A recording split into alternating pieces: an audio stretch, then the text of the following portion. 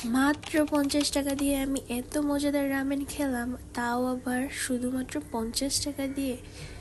তো hello everyone, কেমন আছেন সবাই? আজকে আমি মিস্টার নুডলসের এই চিজের ফ্লেভারটা নিয়ে আসছিলাম, আর এর জন্য ফার্স্টেই হচ্ছে স্টেক পিস লাগবে। তো আমি এখানে গরুর মাংসের একদম সলিড একটা স্টেক পিস নিয়ে নিয়েছি। এখানে অল্প পরিমাণ চর্বি ছিল, তো এটাই একদম পারফেক্ট ছিল আমার স্টেকের জন্য।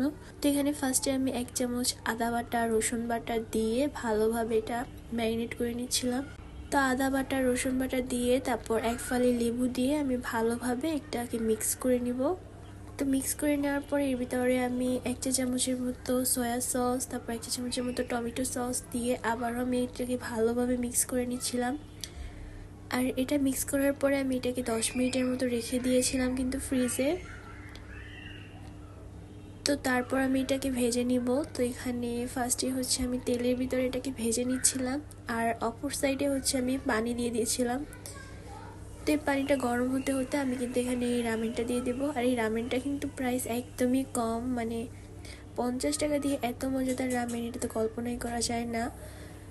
আর এটা কিন্তু বুলডগের টেস্ট থেকে কোনো অংশে কম নয়। তো এখানে 2টা স্যাশে ছিল।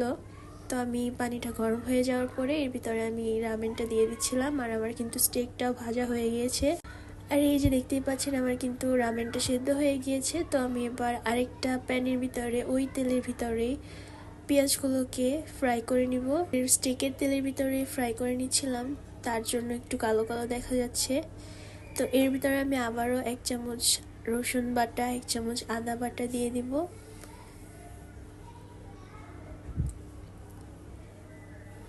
দিয়ে একটু নেড়ে তারপর এর ভিতরে আমি চিলি ফ্লেক্স দিয়ে দিব, কারণ আমার কাছে এটার ঝালের পরিমাণটা একটু কম লেগেছে। তো আমি আর একটু চিলি ফ্লেক্স অ্যাড করে নিলাম ঝালের জন্য। এটা আপনারা আপনাদের স্বাদ অনুযায়ী দিয়ে নেবেন। তো চিলি ফ্লেক্স দিয়ে যাতে এটা পুড়ে না যায় তার জন্য আমি একটু পানি দিয়ে নিচ্ছিলাম। আর আমার এই রামেনটা কিন্তু একদম সিদ্ধ হয়ে গিয়েছে, যার জন্য আমি এটা ঠান্ডা করে নিয়েছিলাম। তো এটা পানিটা যখন শুকিয়ে যাবে তখন আমি এর ভিতরে এই রামেনগুলোকে দিয়ে দিব। তো দিয়ে দেওয়ার পরে আমি আর একটু পানি অ্যাড করে নিয়েছিলাম, যেহেতু আমার একটু পানি পানি খেতে ভালো লাগে। তারপর এর ভিতরে যে সসটা ছিল ওটা দিয়ে দিছি, আর এই যে চিজ পাউডারটা দিয়ে দিয়েছিলাম। চিজ পাউডারটা দেওয়ার পরে আমি এটাকে একটু ভালোভাবে মিক্স করে নিব, আর মিক্স করে নিলেই কিন্তু আমার রামেন একদম রেডি।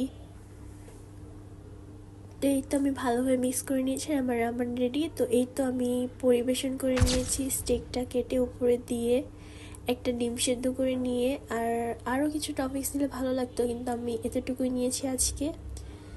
আর এটা খেতে এত বেশি মজা ছিল। এটা একটা সুইডিশ সুইডিশ ফ্লেভার, যেহেতু এটা চিজ ফ্লেভার ছিল। আর আমি একটু যেহেতু চিলি ফ্লেক্স অ্যাড করেছি, একটু ঝালের পরিমাণ ভালো লেগেছে।